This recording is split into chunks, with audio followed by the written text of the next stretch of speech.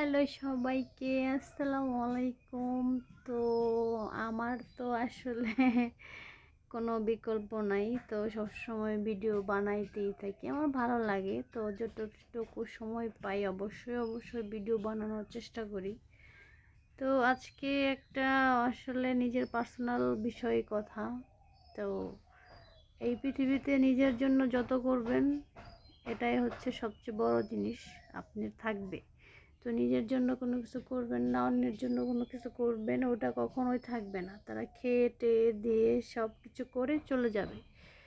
তো সো আমি আর কি বলবো বলেন, আমার সাথে এরকম কোনো কিছু ঘটে গেছে। এর জন্য আপনাদের আমি বলি যে এই পৃথিবীতে শুধু নিজের জন্য করতে হবে, হ্যাঁ, আর কারোর জন্য না।